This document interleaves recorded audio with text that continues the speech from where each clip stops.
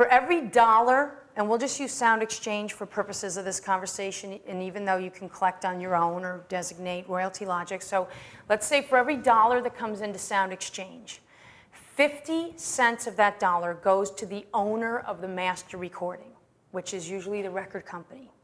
45 cents of that money goes to the recording artist, the featured artist.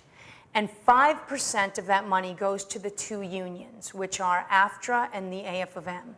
Now, one of the things that was missing in the Copyright Act was that producers, which was a big issue. So like we do in the music industry is we have the laws, and then we have what we call industry custom, which is where we get stuck with these laws made by these blowbags in Congress who don't have a shit's idea what the we do for a living. So they make these laws, and we have to live with this crap.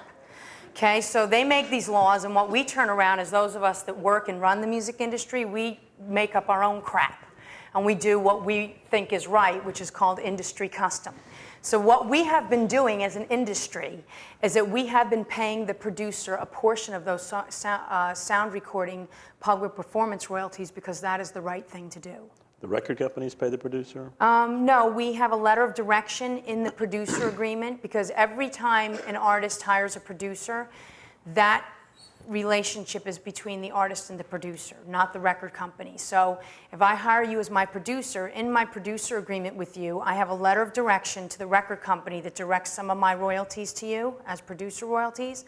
I'll also have a separate letter of direction which directs Sound Exchange to pay you a portion of my royalties for the public performance of my masters. Even though the record company often is the instigator of hiring the producer. Well, they strong-arm you into picking who the hell they want you to, but you still have to pay, and you still have to, you pay for them. There's no privity of contract between the record producer and the record company. There could be, they're just not. There's not. Right. They won't do it. They won't do it. No. And doesn't that insulate them from? Yes, from liability. Oh.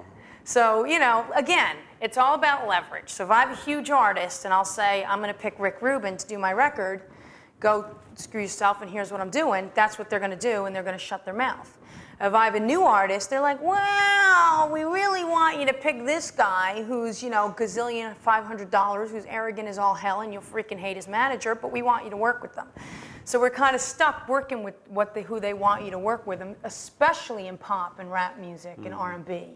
Because in those genres of music, you have a producer for every single track on the record. Right. It gets very, very expensive, and you're dealing with a lot of different producer agreements. So that respect, it's difficult. So you have to negotiate with each one of those producers on behalf of your artist. Yeah, and that producer has a problem with the record company not paying them royalties. That producer they come to me. Sue the artist. Yeah. It's not a good deal. I mean, we have a letter of direction attached to the producer agreement which directs the record company to pay a portion of the artist royalties to the producer, but that letter of direction is very specific. It says that this is an accommodation to the artist only. In no event does it create any relationship between the record company and the producer, and da-da-da-da-da. I mean, there's a lot of like. Yeah. I mean, I have the problem with myself and BMG. They're holding royalties they owe me for Etta James, but I can't get them unless I go sue Etta James. Yeah, and I'm not going to do that. No. So it's a problem.